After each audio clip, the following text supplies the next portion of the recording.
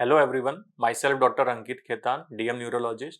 Currently I'm doing my fellowship at Panacea Pain Spine Ortho Center at Uppal, Hyderabad. This video's topic is headache. So many a times patients come to us, patient कई बार हम लोग के पास आता है sir दर्द की वजह से. हेडेक खुद में एक सिम्टम भी है और हेडेक खुद में एक डिसीज भी है. सो वी शुड नॉट मतलब हम लोग को पेशेंट को बोलने देना चाहिए कि वो क्या बोलना चाह रहा है, अपने हेडेक को कैसे डिस्क्राइब कर रहा है. अगर हम अपनी बिजी ओपीडी में थोड़ा सा भी समय निकाल के उसके हेडेक के सिम्टम को अच्छे से सुन लेंगे एक बार में, तो हम खुद में उसका डिसीज बना सकते हैं, उसका डायग्नोसिस बना सकते हैं. कई बार पेशेंट बोलना चाहता है लेकिन हम बीच में उसको इंटरवीन कर देते हैं और वो बोलना नहीं चाहता, वो फिर वो भूल जाता है क्या बोलना चाह रहा है और वो फिर वो अपने ट्रैक से चेंज होकर दूसरा टॉपिक पे आ जाता है, कन्वर्ट हो जाता है. वो पेशेंट अगर न्यूरोलॉजिस्ट के पास अगर आ रहा है या पेन फिजिशियन के पास आ रहा है तो उसको सिम्टम उसका सुनना बहुत जरूरी है, स्टार्टिंग से लेके एंड तक. कैसे उसका हेडेक स्टार्ट हुआ, कैसे प्रोग्रेस किया, इस समय कैसा उसका हेडेक का सिचुएशन है, क्या क्या एग्रवेट कर रहा है उसके हेडेक को. स्टार्ट कैसे करते हैं कि पेशेंट को सबसे पहले पूछना चाहिए कि क्या कंसर्न है कि जिस वजह से आप मेरे पास आए हैं, किस वजह से आप हेडेक के सिम्टम से किस वजह से आए हैं आप. उसके बाद उसको क्वेश्चन पूछना चाहिए कि आप अपने हेडेक को डिस्क्राइब करिए कि मतलब कैसे स्टार्ट हुआ था, जैसे फर्स्ट इवेंट जहां से आपको हेडेक, आपका फर्स्ट हेडेक कब हुआ था, किस एज पे हुआ था, उस समय क्या सीवियरिटी रहती थी, उस समय कैसे आराम मिलता था, कैसे कैसे हेडेक आपका प्रोग्रेस किया है, कैसे कैसे अभी हेडेक का सीवियरिटी कितना है, क्या वो दवाई से असर करता है कि नहीं करता है, या आपको मल्टीपल टाइम्स दवाई लेनी पड़ती है. ये सब क्वेश्चन उसको पूछना चाहिए कि हेडेक को आप अपने डिस्क्राइब करो. तीसरा क्वेश्चन ये होना चाहिए कि आपको क्या हेडेक स्टार्ट होने के पहले आपको कोई वार्निंग साइंस मिलते हैं क्या. जैसे हम लोग अभी प्रोड्रोमल सिम्टम्स बोलते हैं और ऑरा बोलते हैं. तो प्रोड्रोमल सिम्टम्स कैसे हैं, वो अबाउट 48 आवर्स पहले पेशेंट को स्टार्ट हो जाता है.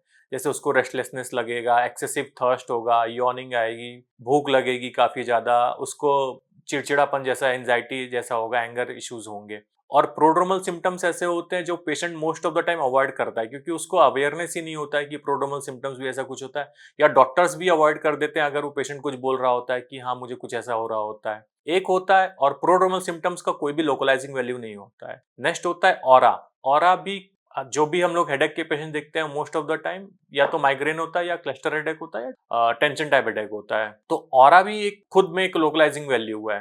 पेशेंट को ये भी हो सकता है कि ऑरा हेडेक के थोड़े देर पहले स्टार्ट हो जाए, या हो सकता है हेडेक के दौरान भी हो, या हो सकता है हेडेक के बाद भी हो सकता है. Post migraine post headache aura भी होता है. Aura most of the time 5 minutes to 60 minute तक होता है और उसकी एक लोकलाइजिंग वैल्यू होती है.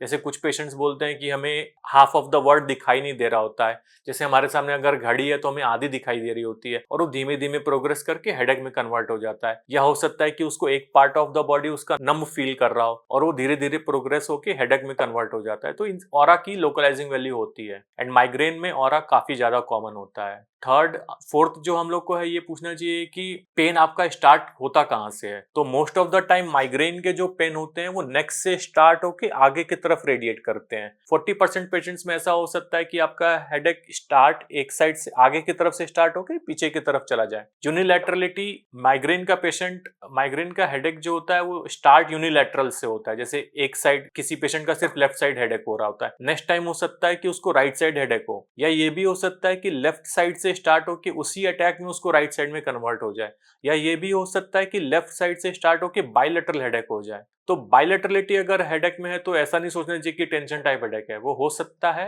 कॉमन है कि माइग्रेन में हो. क्लस्टर हेडेक में कैसा है कि मोस्ट ऑफ द टाइम वो साइड लॉक ही रहता है. अगर किसी पेशेंट में लेफ्ट साइड से हेडेक स्टार्ट हो रहा है तो मोस्ट ऑफ द टाइम वो लेफ्ट साइड ही रहेगा. साथ में एसोसिएटेड उसके वार्निंग साइंस रहते हैं, जैसे मियोसिस हो सकता है, लैक्राइमेशन हो सकता है, राइनोरिया हो सकता है. ये सब क्लस्टर हेडेक के साथ एसोसिएटेड होता है. फिर क्वेश्चन आता है कि पेशेंट को पूछना चाहिए कि आप अपने हेडेक को डिस्क्राइब कैसे करोगे, कि शार्प शूटिंग जैसा लग रहा है, या थ्रॉबिंग जैसा लग रहा है, पल्सेटिंग लग रहा है, ऐसा लग रहा है कि कोई हथौड़ा लेके मार रहा है.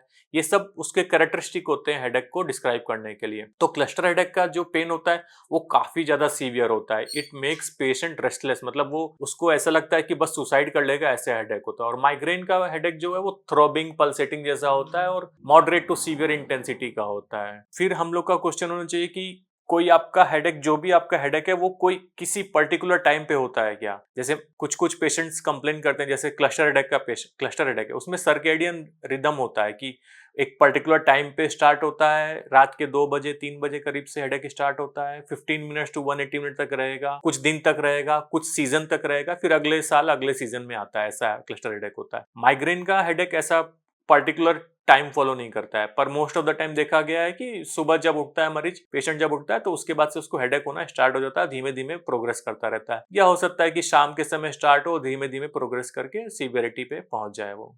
Thank you.